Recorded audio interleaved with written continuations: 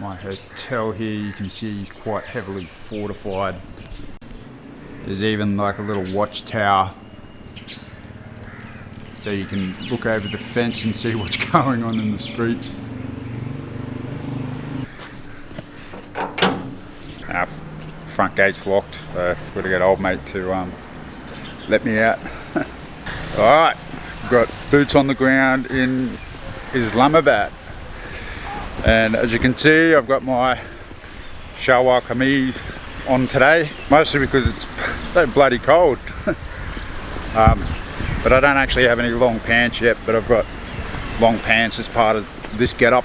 Interesting city so far. Certainly different from the other Pakistani cities that I've been to. And juxtaposed against Rawalpindi, which is the sister city just over here. Worlds apart.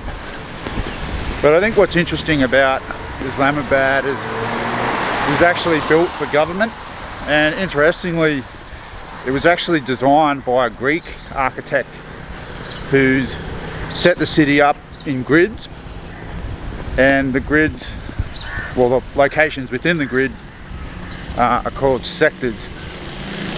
So you've got like G6, G7, G8, and then F9, F10, F11, that sort of thing. I think it makes navigating a fair bit easier. Yeah, the roads seem to be a little bit better here. Rickshaws aren't allowed, so that it's certainly a little bit quieter. Traffic's certainly not as dense. But yeah, I haven't been too lucky with the weather, unfortunately. It's pretty miserable. I went up to the Faisal Mosque last night, but it was just raining too much, so I didn't stick around there too long. Just over 1 million people here. I think it's Pakistan's 9th largest city. So most people here speak Punjabi. And just listening to the Uber driver on the telephone last night while he was driving me to my hotel, you can detect the difference between the Punjabi that he was speaking and the Urdu that I've been hearing on most of the trip so far. But what I find really quite amazing is that most of the people here speak like 3 or 4 languages.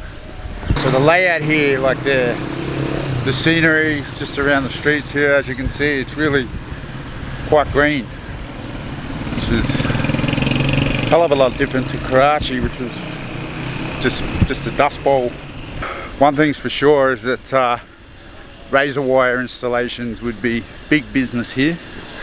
A lot of the residences, and like I think this is a fairly upmarket area where I'm staying, and especially last night when I was up in the diplomatic area having dinner, where a lot of the embassies and that are, a lot of the structures there are fairly heavily fortified. And Islamabad hasn't been without incident since it became the capital city of Pakistan in the mid-1960s. There was a siege down here at the Red Mosque in 2007, which lasted a week, and quite a few people killed there. And then there was the 2008 bombing at the Danish embassy, and of course the 2008 bombing at the Marriott Hotel. By all accounts, things have settled down a little bit now. I've just seen 3 or 4 police vehicles go past in the last couple of minutes, and I was reading one report yesterday that said that there's over 1,900 CCTV cameras installed throughout the city. See, a lot of the trucks here have these really colourful kind of patterns on the side, which is, well, very common in Karachi. Like even a lot of the like multi-combo rigs with semi-trailers, richly decorated. You can see like Islamabad's got those much wider roads. They've got the main drag that comes through from Rawalpindi, and it's about 4 lanes each way. Not a lot of traffic at all. It's 9:30 in the morning. It's taking some shelter from the rain. This weather's not making filming particularly easy at the moment. Just having a look at some of the vehicles driving past, and by far the most common vehicle on the road here is this miniature little Suzuki. Some of them are just in appalling condition. Certainly not roadworthy.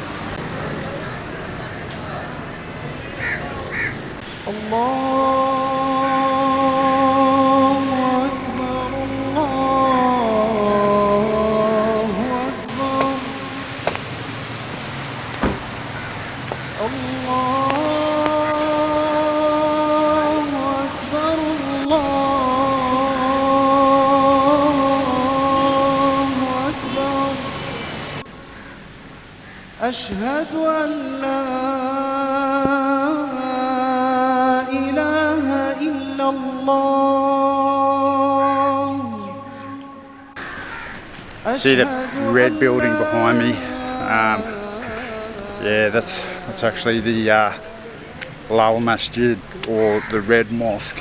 I think I just need to get out of the neighbourhood because I was just walking along the fence line there with the camera, and yeah, I got some very unwelcoming looks from some of the gentlemen on the other side of the fence. And one bloke actually came out, was just looking at me with a "what the fuck are you doing" kind of look on his face. So I'm just going to make my way down the street a bit further. That icy gaze that came through the fence, yeah, I haven't been looked at like that before, I don't think.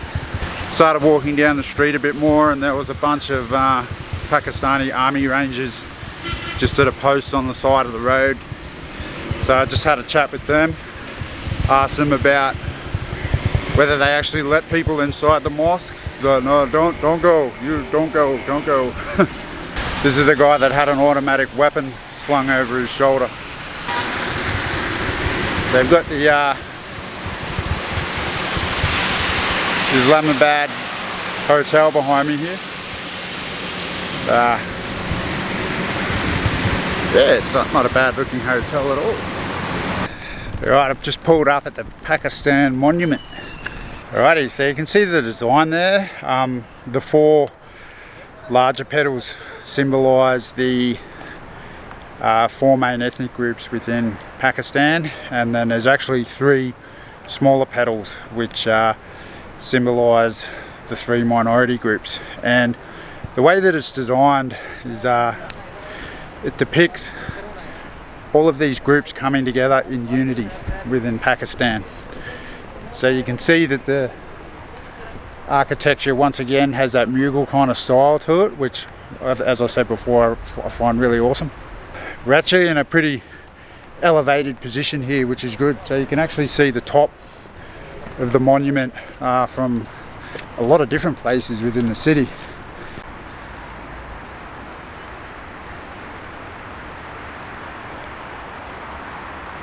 So you can see the four larger petals there, representing the Punjabi, the Balochi, the Sindhi and the Pakhtun. We've got those three smaller petals in between there, representing the minorities of Azad, Kashmir and Gilgit-Baltistan. And you can see how all the petals are coming together, which represents unity of the Pakistani people. So you can see there's actual carvings on the insides of the petals. That actually looks like Muhammad Ali Jinnah, the founder of Pakistan.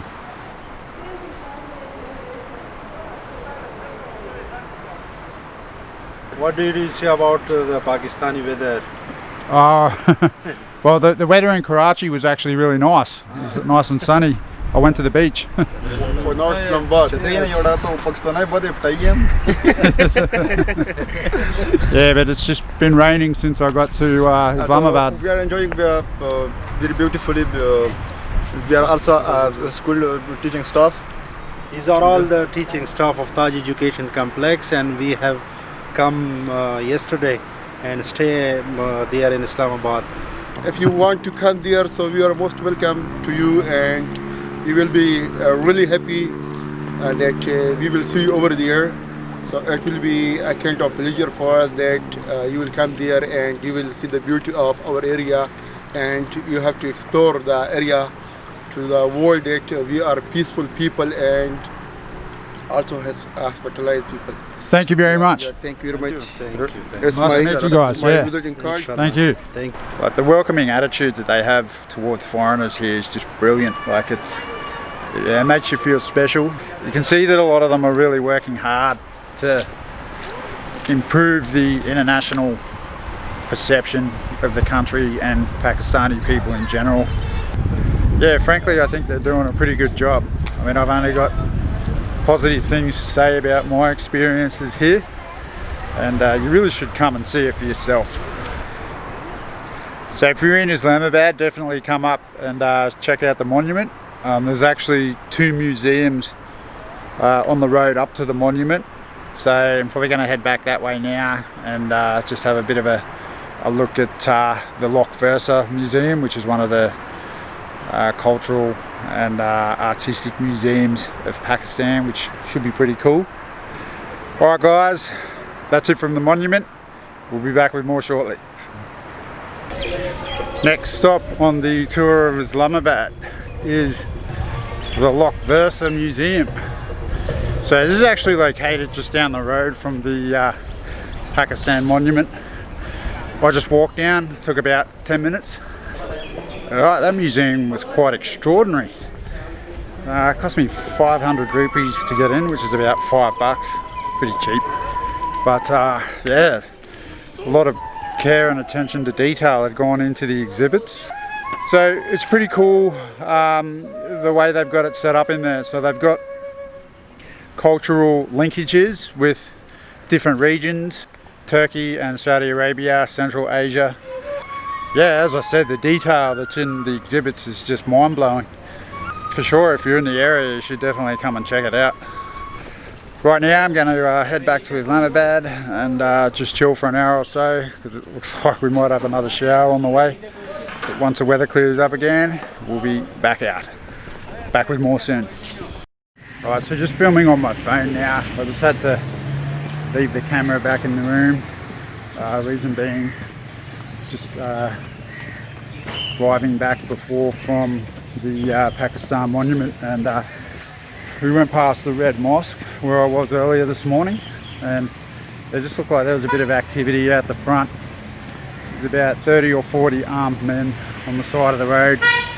I'm not too sure whether they were army rangers or police. I think a combination of the two. And they looked like there was some students from the madrasa there protesting or something or other in the street. Anyways, I'm pretty keen to have a look at this, so I just thought it'd be best to leave the camera in the room so I'm not drawing attention to myself. I've got my pakol hat on, which is what the Pashtuns wear, so I'm probably about as incognito as I can get at the moment. So there's police stationed at the end of the street here, and the mosque is just up here on my left.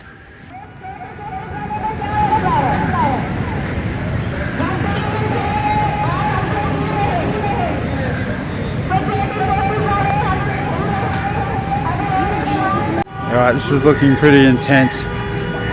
There's certainly a protest of sorts going on here. I'm just going to try and get a little bit closer.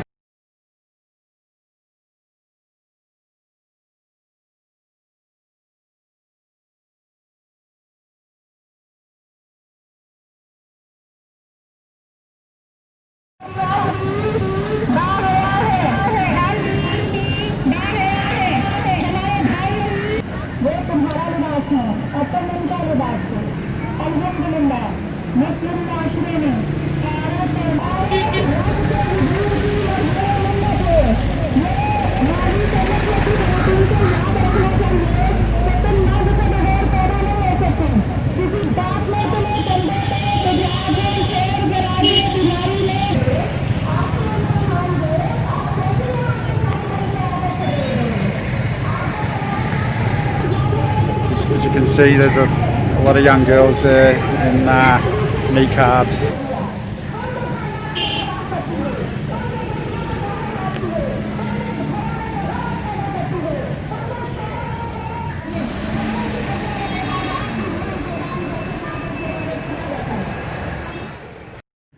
apologies if the footage was a little bit rough there, but I needed to be very discreet.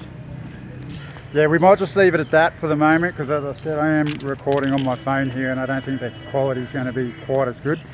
Alright, we're back at the Faisal Mosque. Conditions are much better now. That weather system that was lingering around for most of the days passed over now, so yeah, the sky's pretty clear. I'm just going to go up here and deposit my shoes and then take a closer look inside. Allahu Akbar, Allahu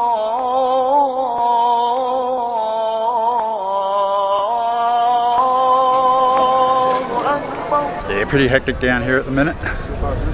Lots of people out. It's really nice time of day to be here.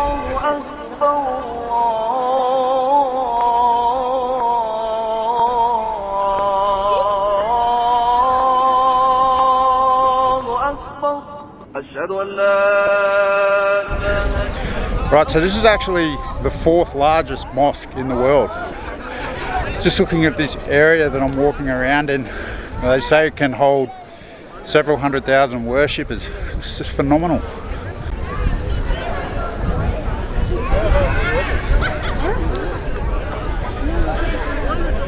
Yeah, again, I haven't seen any foreigners here at all. I thought perhaps I might have seen a couple, because it's where a lot of the embassies and high commissions and that are, but yeah, everyone must have been at work.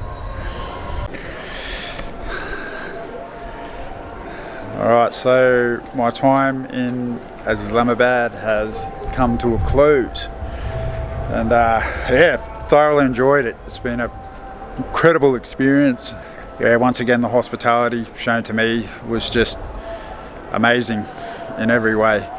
So thank you to the people of Islamabad for having me.